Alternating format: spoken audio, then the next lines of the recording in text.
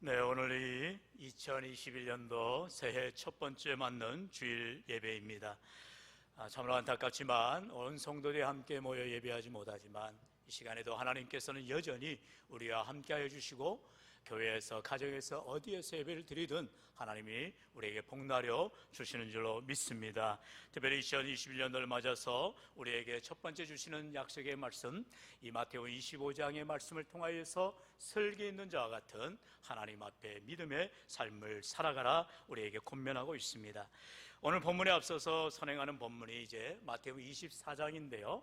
마태복음의 24장과 25장이 종말장이라고 표현합니다. 보통 히브리서 우리가 11장을 믿음장이라고 하듯이, 고린도전서 12장을 우리가 13장을 사랑장이라 하듯이 마태복음 24장과 25장을 종말장이라고 합니다. 그만큼 마태복음의 종말에 대한, 앞으로 일어날 일에 대한 분명한 예언의 말씀을 비유로 설명하고 있기 때문입니다. 먼저 우리가 24장 절정의 말씀인 42절의 말씀을 보시면 마태복음 24장 42절에 그러므로 깨어 있으라, 어느 날에 너희 주가 임할는지 너희가 알지 못함이니라 말씀하고 있습니다. 그러므로 깨어 있으라라는 것입니다. 왜요? 마지막 날을, 마지막 때를, 마지막 시기를 어느 누구도 알지 못하기 때문이라는 것입니다. 24장 36절에 보면은 이렇게 주님 말씀하셨지요. 그러나 그날과 그때는 아무도 모른다는 것입니다. 하늘의 천사도 아들도 모르고 오직 아버지만, 하나님만 아시느니라 말씀하고 있어요. 그렇기 때문에 우리가 이단들이 말하는 종말은 하나도 믿을 게 없지요. 왜 그렇습니까? 이단은 날짜를 정해놓습니다. 그래서 사람들로 하여금 공포부진계를 조장하지요. 그리고 자기들 집단에만, 자기들 교회에만 구원이 있다고 말하는 것입니다. 그러니 땅 문서 팔고 집 문서 팔고 모든 것 다 팔아다가 더 올인을 하는 것입니다. 여러분, 물론 신앙생활은 올인해야 됩니다. 우리가 온 마음을 다해서 섬기는 것인데, 여러분, 그러나 그릇된 신앙으로 나아가서는 안 되는 것이지요. 언제나 말씀 위에 서야 됩니다. 예수 중심의 삶을 살아야 됩니다. 교회 중심의 믿음으로 나아가는 인생이 되어야 되는 것입니다. 다시 말하면 이 종말론적인 신앙생활이라는 것은 말씀 위에 바르게 세워져야 한다는 것입니다. 그렇기 때문에 저와 여러분이 종말론의 신앙을 바르게 배워야 되는 것입니다. 바른 가르침이 필요한 것입니다. 하나님께서 참으로 원하시는 그 가르침을 깨달아야 된다는 것이죠. 그래서 예수님께서 이어서 44절에도 다시 오시며 말씀하시면서 이러므로 너희도 준비하고 있으라, 생각하지 않은 때에 인자가 오리라 말씀하십니다. 한번 말씀을 따라 할까요? 이러므로 너희도 준비하고 있으라, 준비하고 있으라. 할렐루야. 여러분, 올 한 해 우리 2021년도를 맞아서 우리 교회 표가 마지막 때를 준비하는 교회로 세웠습니다. 언제나 우리가 준비하고 있지 아니하면 주님이 언제 오실는지 모르는데, 밤중에 오실는지 낮에 오실는지 마치 도적처럼 온다 하겠어요. 도적이 우리 집에 오는데 언제 오겠다고 말하고 옵니까? 절대 그렇지 않죠. 그와 같이 주님이 언제 오실지 모르기에 우리는 늘 깨어 준비하고 있어야 된다는 것입니다. 올 한 해 하나님께서 우리에게 허락하셨지만 정말 하나님께서 365일을 우리 하나님 앞에 믿음으로 준비하며 깨어서 나가지 않으면 아니 된다는 것이죠. 오늘도 그렇기 때문에 예수님께서 마태복음 25장에 이 슬기로운, 바로 지혜로운 다섯 처녀와 같은 믿음의 기름을 준비하고 또한 성령의 충만함으로 하나님 앞에 나아가고자 할 때, 오늘도 우리에게 이러한 지혜로운 믿음의 삶이 되어져서 마지막 때를 승리하며 살아가는 우리 모두가 될 줄로 믿습니다. 그렇다면 이제 설계 있는 자들은 어떠한 준비를 하였나요? 첫 번째, 성령 충만한 삶을 준비하였다는 것입니다. 오늘 본문에 나오는 이스라엘의 결혼의 풍습을 우리가 좀 이해할 필요가 있어요. 배경 지식인데요. 우리나라는 이제 신랑이 이렇게 신부의 집에 가서 이제 신랑을 맞이하죠. 신부를 맞이해서 혼례를 치르기도 했습니다. 이제 이스라엘도 마찬가지예요. 이스라엘은 이제 신랑이 신부 집에 가서 이제 함께 혼례를 하는 것입니다. 그런데 그렇게 신랑이 신부집에 가는데 보통 결혼식이 대낮에 보면 좋은데 밤에 보통 이루어진다는 것입니다. 그래서 밤새 잔치를 벌리는 거예요. 그렇기 때문에 신부의 들러리들이죠. 이제 신부와 함께 신랑을 기다리는 이 들러리들이 기름 등불을 준비해서 깨어서 기다려야 한다는 것입니다. 그래서 오늘 성경에 보니까 이제 신부와 함께 신랑을 기다리는 이 들러리들이 10명이 10처녀가 있었는데 5처녀는 이제 기름등불을 준비하여서 슬기로운 자들이 되었고, 나머지 5처녀는 그만 기름등불을 제대로 준비하지 않아서 미련한 자들이라고 성경이 말하지요. 그런데 이제 그렇게 해서 신랑이 밤중에 갑자기 들이닥치는 것입니다. 보라, 신랑이로다. 이렇게 시끄러운 소리가 바깥에서 날 때 이제 다 졸고 있다가 자고 있다가 10명의 처녀들이 자신들이 준비한 등에다가 이제 기름을 켜서 기름을 넣어서 이제 예비하고 신랑을 맞이하러 나갑니다. 그런데 그만 슬기로운 5처녀는 기름등불을 잘 준비했기에 등을 켜서 신랑을 맞으러 나갔어요. 그리고 신랑과 함께 잔치집에 들어가는데 기름을 미처 준비하지 못한 이 미련한 5처녀는 그만 기름을 사러 갔다가 신랑을 맞이하지도 못하고 결국 잔치집의 문은 굳게 닫혔다는 것입니다. 이 잔치집이 무엇을 말합니까? 바로 천국을 말하는 것이요, 하늘 문이 열렸을 때에 우리가 믿음으로 준비하여서 나아가야 될 텐데 어느 때 오실지 모르는 주님을 우리가 기다리다가 그만 지쳐서 잠자고 졸고 그러다가 어느 때인가 주님 오셨을 때에 준비하지 못한 것 때문에 우리가 문이 닫혀버려서는 아니 된다라는 이 비유의 말씀인 것입니다. 그러면 오늘 본문 1절을 보니까 그렇게 말씀하고 있지요. 그때에 천국은 마치 등을 들고 신랑을 맞으러 나간 10처녀와 같다 하리니, 예수님께서 천국에 대해서 제자들에게 설명을 하는 것입니다. 천국은 마치예요. 이러한 비유를 설명하는 것입니다. 이제 신랑이 오는데 기름등불을 준비해서 맞이하는 10처녀와 같이 우리가 천국을 준비해야 된다는 것입니다.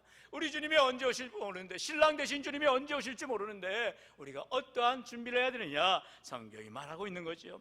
그래서 10처녀의 비유를 통하여서 두 부류로 나눠진 것을 봅니다. 첫 번째는 슬기로운 5처녀들입니다. 이들은 준비된 자라고 말하는 것입니다. 그리고 미련한 5처녀는 준비하지 못한 자들이라는 것입니다. 언제나 준비가 돼 있느냐 돼 있지 않느냐에 따라서 그 사람의 결과가 마지막의 일들이 달라지는 것을 봅니다. 하나님께서는요, 천국의 백성들은 미련한 자들이 아니라 슬기로운 자들이 되어야 한다라고 말하고 있어요. 그런데 여기서 말하는 슬기로운 자와 미련한 자의 그런 차이점이 뭐냐는 거예요. 우리는 보통 외적으로 판단할 때가 많습니다. 어떤 옷 입는 것을 보고, 또는 그 사람이 사는 집을 보고, 그 사람이 타고 다니는 자동차를 보고, 야, 저 사람 대단한 사람이다, 어휴, 뭐 나하고 비교도 안 되는 사람이네, 이렇게 말할 때가 있어요.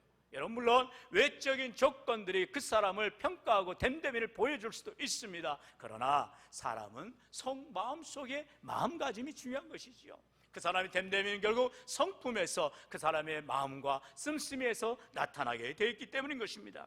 어떠한 준비를 가지고 있냐라는 것입니다.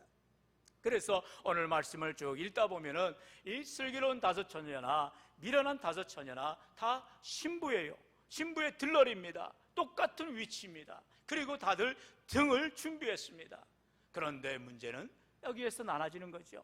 이제 등에 기름을 준비하는 슬기로운 5처녀가 있냐면, 등에 기름을 준비하지 못한 미련한 5처녀가 있더라는 것이죠. 특별히 5절의 말씀을 우리가 주의 있게 볼 필요가 있는데요, 5절 말씀에 보면 신랑이 더디이 오므로 다 졸며 잘세 그랬습니다. 뭐 신랑이 늦게 온다고 해서 이 슬기로운 5처녀는 잠도 안 자고 졸지도 아니하고 눈을 부릅뜨고 기다렸냐? 그거는 아니라는 거예요. 여러분, 우리가 때때로 그렇게 오해할 때가 있습니다. 야, 정말 믿음 좋은 사람은 잠도 안 자, 날마다 기도만 해, 날마다 성기만 해, 날마다 말씀을 읽어. 여러분, 그렇지 않죠. 우리가 때때로 신앙생활을 한다고 하지만 여전히 우리는 세상 가운데 살아가게 되어 있습니다. 열심히 세상에서도 일을 내야 되는 것입니다. 그렇기 때문에 일하지 않는 자는 먹지도 말라라는 또한 주님의 말씀을 우리가 귀담아 들을 필요가 있는 것입니다. 이제 여기서 슬기로운 5처녀도 인간이기 때문에 좋습니다. 인간이기 때문에 잠을 잡니다. 그걸 뭐라 할 게 없다라는 거예요. 미련한 5처녀만 졸거나 자고 있더란 것이 아니라는 것입니다. 다 졸며 자더라라고 성경은 말하고 있어요. 왜요? 신랑이 늦게 오니까, 언제 온지를 알지 못하니까 그러더라는 것입니다. 무슨 말이에요? 우리에겐 다 연약함이 있다는 것입니다. 이 세상에 어느 누구도 완벽하고 완전한 사람 아무도 없다라는 것이에요. 여러분, 우리나라 대통령을 보세요. 방금 우리가 나라 민족을 위해서 기도하지만 제일 먼저 대통령을 위해서 기도할 것밖에 없어요. 레임덕이 오고 있습니다. 이제 대통령의 그런 영도력에 미치지 못하고 있어요. 그럴 때에 우리가 욕할 게 아니라 위하여 기도할 것밖에 없습니다. 하나님, 이 나라의 지도자인데 이 나라의 대통령을 하나님께서 지혜를 주시고 정말 하나님을 두려워하게 하시고 하나님이 기뻐하는 종으로 쓰임받게 해달라고 기도할 때 하나님께 이 나라의 국운을 붙들어 주신다는 것입니다. 여러분, 이 시간 참으로 슬기로운 자저처녀뿐만 아니라 미련한 자저처녀도 졸고 잤다는 사실을 우리가 꼭 기억할 필요가 있어요. 이렇게 우리의 신앙생활에 별 차이가 없어 보이는데 단 한 가지에서 차이가 나더라는 거죠. 바로 그들이 다 준비한 등에 기름이 있냐 없냐라는 것입니다. 그리고 이 기름은 우리가 잘 알듯이 전통적으로 성경학자들이 말하지요, 바로 성령을 표현하고 있다는 것입니다. 성령을 받은 자들이냐 성령을 받지 아니한 자들이라는 것입니다. 여러분, 똑같이 신앙생활을 하여도 어떤 사람들은 어려움 닥칠 때에 그냥 도망가 버립니다. 문제가 만날 때 피해 버립니다. 그것은 성령의 사람이 아니에요. 그러나 성령의 사람은 어떠한 어려움이 와도 문제가 와도 내 힘으로 할 수 없음을 고백하고 하나님을 의지하며 나아갔다는 것입니다. 우리가 잘 알듯이 스가랴 선지자가 4장 6절에 말하지요, 이는 힘으로 되지 아니하며 능으로 되지 아니하며 오직 나의 영으로 되느니라. 할렐루야. 여러분, 성경은 분명히 말합니다. 세상에 지혜 있는 자가 예수 잘 믿으면 얼마나 좋겠어요. 그러나 세상에 미련한 자를 들어서 하나님이 지혜로운 자를 부끄럽게 하신다라고 말씀하고 있는 것을 우리가 보게 됩니다. 세상에 부자들이 예수를 잘 믿으면 얼마나 좋겠어요. 교회가 어려움 당치 않죠. 한 사람이 100억 200억 내가면서 교회의 재정을 채워주니 얼마나 좋겠어요. 그러나 교회는 그렇게 이루어지는 것이 아닙니다. 어려운 사람, 힘든 사람이 어린아이가 조그만 코 묻은 돈을 내서라도 헌금을 통해서 작은 벽돌 하나하나가 모여져서 교회를 이루어가는 것이 바로 교회의 아름다운 공동체가 되더라는 것입니다. 사랑하는 성도 여러분, 우리의 힘으로 우리의 능으로 어찌할 수 없는 것임을 우리는 기억하고 오직 여호와의 영, 하나님의 성령의 충만함을 받은 자들이 하나님의 일하심을 통하여서 이를 나타내 주시는 줄로 믿습니다. 오늘 이 시간에 이와 같이 슬기로운 다섯처녀는 바로 성령의 충만한 삶을 살았기 때문에 그들이 슬기롭다, 지혜롭다라고 말하는 것입니다. 이 세상을 미련하게 사는 사람들은 자기 힘으로 살려가고 자기 능력으로 살려고 할 때에 결국 꼬꾸라지고 넘어지고 실패할 수밖에 없는 인생이 되더라는 것입니다. 그러나 성령을 의지하는 삶, 정말로 기름등불을 준비하는 자들에게 하나님께서 반드시 갚아주시는 은혜가 있음을 보게 됩니다. 또 다른 해석은 우리 마태복음 25장 결론부에 보면은 이러한 표현이 나오지요. 악인과 의인에 대해서 구별을 하시는데 그들의 구별점이 뭐냐? 바로 의로운 행동, 바로 선한 행실에 의하여서 열매가 나타나더라는 것입니다. 여러분, 우리의 신앙생활은 반드시 결과가 필요합니다. 열매가 필요하다는 것이에요. 우리가 정말로 신앙생활을 잘 경주하는데 끝까지 고린 지점까지 달려가야 되는 것입니다. 가다가 중단해서는 안 돼요. 돌이켜서도 안 돼요. 딴 길로 가서도 안 돼요. 그러면 실격입니다. 그럼 탈락입니다. 우리 하나님께서 우리에게 분명한 표대를 주셨습니다. 그것은 바로 천국문입니다. 천국문을 향하여서 천국문이 열려졌을 때에 그곳까지 믿음으로 한 발자국 한 발자국 우리가 선한 싸움을 싸워 나갈 때에, 믿음을 지켜 나갈 때에, 나의 달려갈 길을 마칠 때에 주님 나를 맞이하시고 내게 착하고 충성된 종으로 잘하였도다 칭찬하시며 영광과 면류관을 우리에게 씌워 주실 줄로 믿습니다. 여러분, 이와 같이 신앙생활은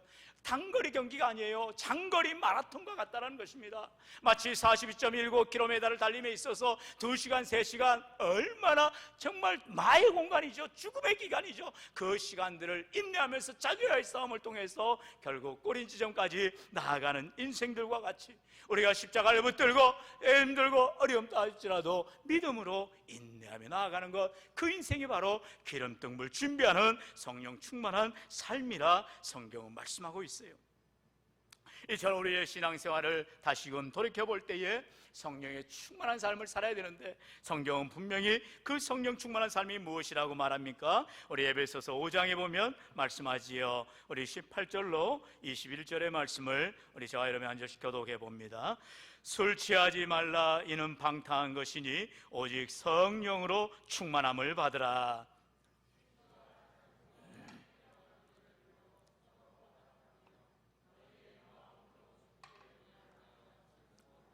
범사의 우리 주 예수 그리스도의 이름으로 항상 아버지 하나님께 감사하며 복종하라. 아멘. 여기에서 에베소서를 통해서 바울은 분명하게 성령의 충만함을 받으라 말하지요. 성령의 충만함을 받는 삶은 이어지는 19절부터 나오듯이 찬송의 삶입니다. 감사의 삶입니다. 그리고 순종하는 삶이라는 것입니다. 어떻게 할 때에 찬송이 나옵니까? 여러분, 형편이 나아진다 해서 찬송이 나오고 형편이 안 좋아진다 해서 찬송이 멈춰집니까? 그렇지 않아요. 내 형편이 좋든지 어떤지, 방금도 우리가 예배 설교 전에 찬송했던 것처럼 우리가 궁궐이나 초막이나 어디에나 내 주 예수 모신 것이 하늘나라 고백하며 찬양하였듯이 정말 하나님이 나와 함께 하심을 믿음으로 고백한다면 내 인생의 삶의 문제가 여전히 답답하고 해결되지 않는다 할지라도 주님이 내 손 붙잡고 가심을 믿고 감사하며 찬양하게 되었다는 것입니다. 여러분, 신앙생활 할 때에 정말 우리가 믿음으로 기도한다면 기도마다 감사가 절로 나오게 되어 있어요. 여러분, 우리는 항상 기도할 때 먼저 우리는 구합니다. 이것도 해주시고 저것도 해주시고 이것도 부족하고 저것도 부족합니다. 우리가 자꾸 요청을 청구할 때만 많아요. 그것이 아니라 내게 지금 이 시간 이렇게 호흡할 수 있는 것, 여기까지 하나님께서 동행하시고 함께 해주신 것에 감사할 때에 비록 내 소득은 부족하고 내 형편은 나아지지 않는다 할지라도 지금도 나와 함께 하심을 감사할 때에 더 큰 감사, 더 놀라운 은혜를 허락하여 주시는 줄로 믿습니다.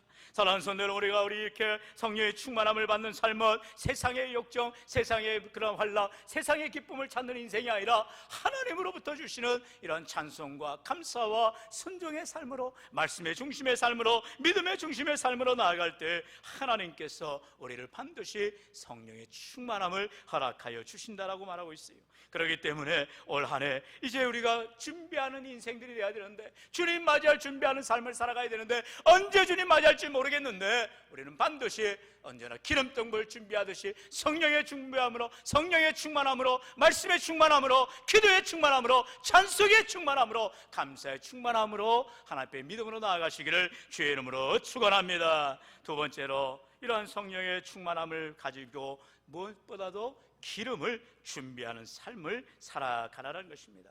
말 그대로 기름을 준비해야 된다는 것입니다. 필요를 채우라는 것입니다. 본문 8절 말씀에 보면 미련한 자들이 설기 있는 자들에게 이르되 우리 등불이 꺼져가니 너희 기름을 좀 나눠달라 하거늘 말하고 있어요. 어떻게 보면은 참 달라고 하는데 줄 수도 있지 않겠습니까? 그러나 그게 아니라는 것입니다. 믿음을 뺏기지 말라는 것입니다. 여러분, 이건 반드시 기억해야 될 것은 우리 하나님께서는 나의 믿음 보기를 원하세요. 그렇기 때문에 내가 기도해야 될 때 기도해야 되는 것이고, 내가 말씀 볼 때 내가 말씀 봐야 되는 것이고, 내가 예배해야 될 때 내가 예배 드려야 된다는 것입니다. 나 아니라도 누가 기도하겠지, 나 아니라도 누가 예배 드리겠지, 아니라는 거예요. 하나님은 나의 믿음을 보기를 원하세요. 나은 사람을 위하여서 십자가를 지신 예수 그리스도의 보혈의 값진 은혜를 기억한다면 내가 그 은혜에 감사하여서 내게 주어진 사명을 충성되이 감당하게 되더라는 것입니다. 여러분들 언젠가 말씀을 드렸듯이 충성이라는 단어가 다른 단어가 아니에요.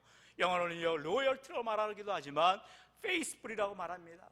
다시 말하면 믿음의 삶이 충성이라는 것입니다. 정말 믿음직스러운 삶이 충성의 삶인 것입니다. 하나님 보시기에 다윗이 그러한 삶을 살았지요.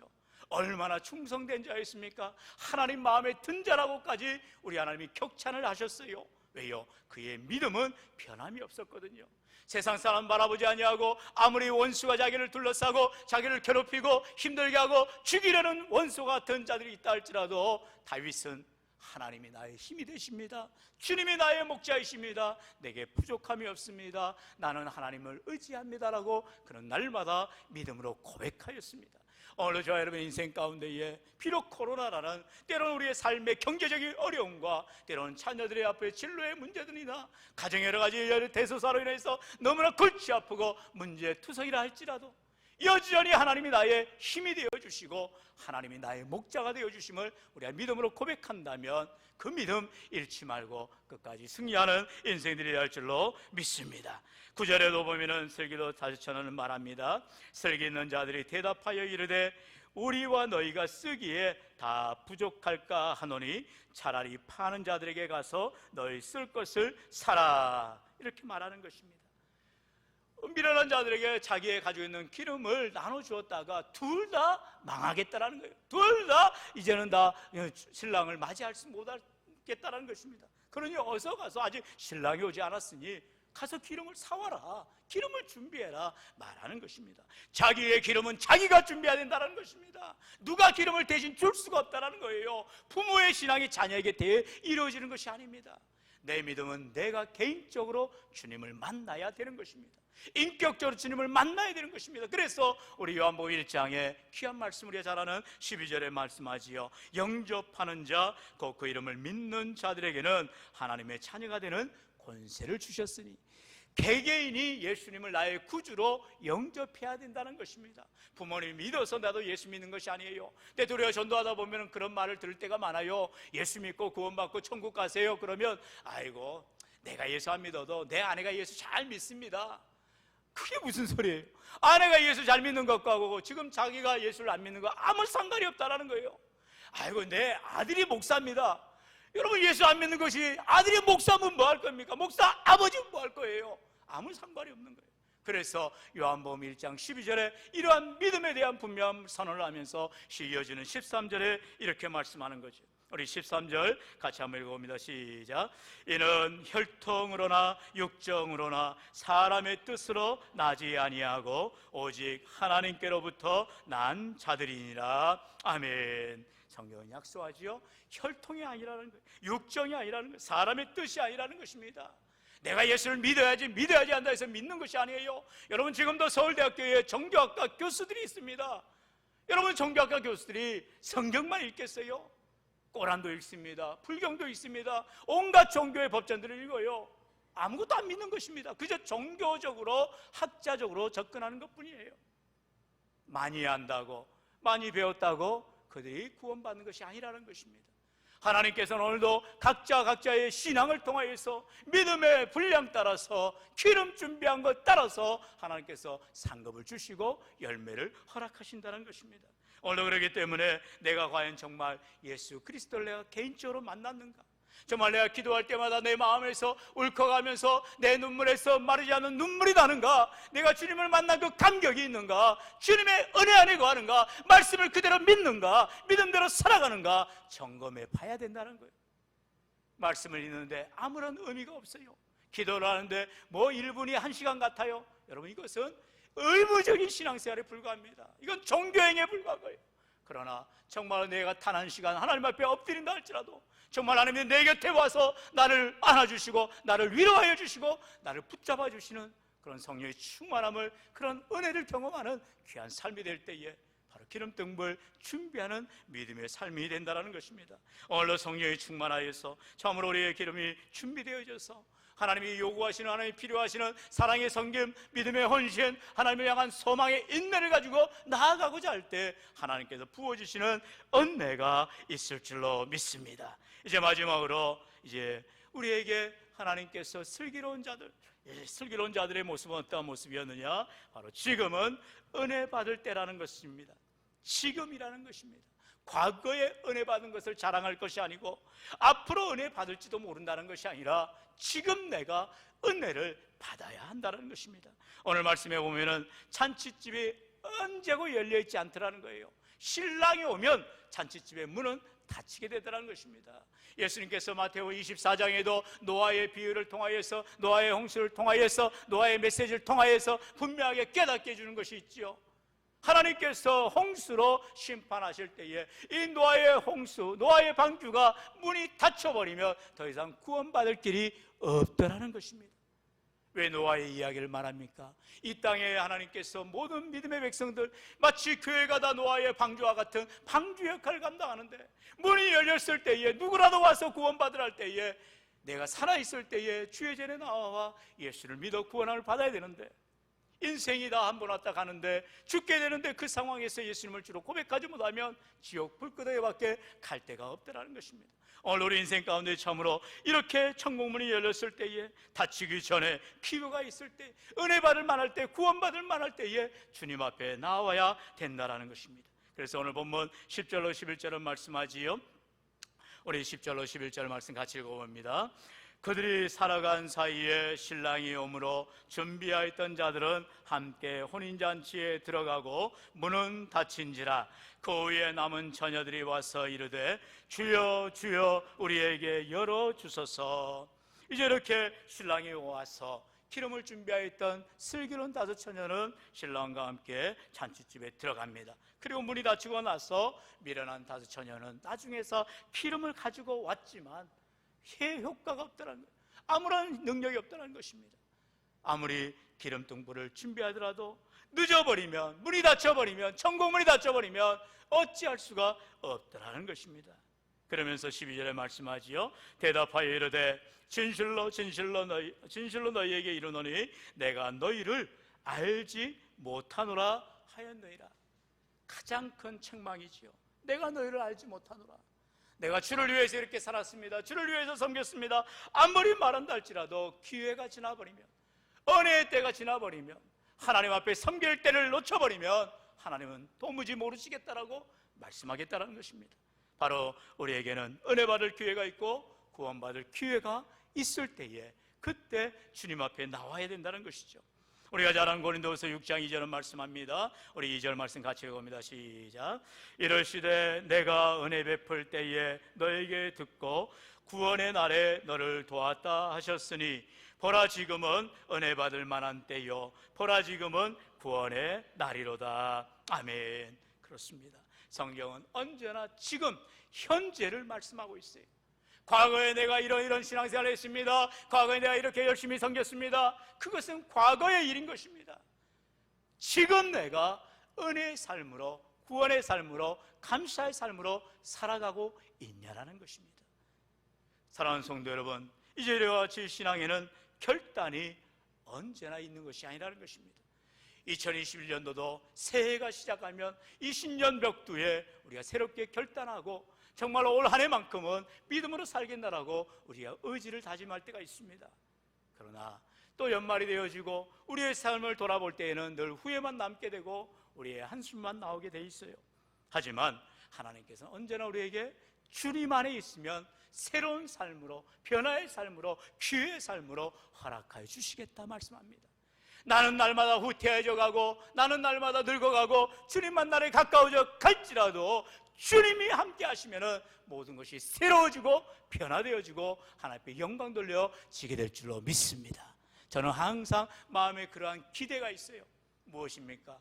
우리가 주님 앞에 서게 되는 날, 정말로 천국 앞에 서게 되는 날 얼마나 기쁠까, 얼마나 좋을까.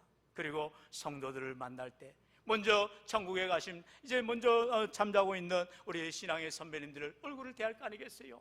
그들은 제 얼굴보다 더 빛날 거예요. 해와 같이 빛날 거예요. 얼마나 귀한 사명들을 감당하셨을까요? 여러분, 그렇기 때문에 우리가 남겨진 삶 가운데에 정말로 주님 앞에 서게 되는 날을 기다리면서, 기대하면서 성령의 충만함으로 오늘도 내게 주어진 사명들, 기름 등불을 준비하며 주님 맞이할 준비하며 하나님 앞에 믿음으로 사명 감당할 때 남들이 뭐라 해도 괜찮아요. 주님이 나를 기억해 주시면 되는 거거든요. 주님이 나를 이뻐해 주시면 되는 거거든요. 주님이 나를 인정해 주시면 되는 거거든요. 여러분, 이제 25장 하반부에는 우리 잘 아는 탈란트의 비유가 나오잖아요. 우리에게는 바로 기름등불이 탈란트와 같은 그런 사명이라는 것입니다. 누구에게는 5달란트를 주십니다. 누구에게는 2달란트를 주십니다. 누구에게는 1달란트를 주십니다.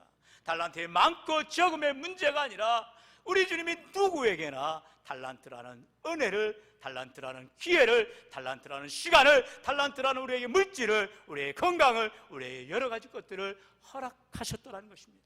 그렇다면 갑절로 남기기 위해서 배나 수고하면서 우리는 무익한 것밖에 없음을 고백할 때 우리 하나님께서 주어진 상급에 따라 우리를 칭찬과 영광과 면류관을 허락하여 주실 줄로 믿습니다.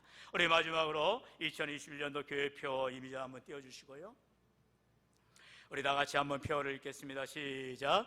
마지막 때를 준비하는 교회, 마지막 때를 준비하는 교회로 우리가 귀하게 세우고 나아갑니다.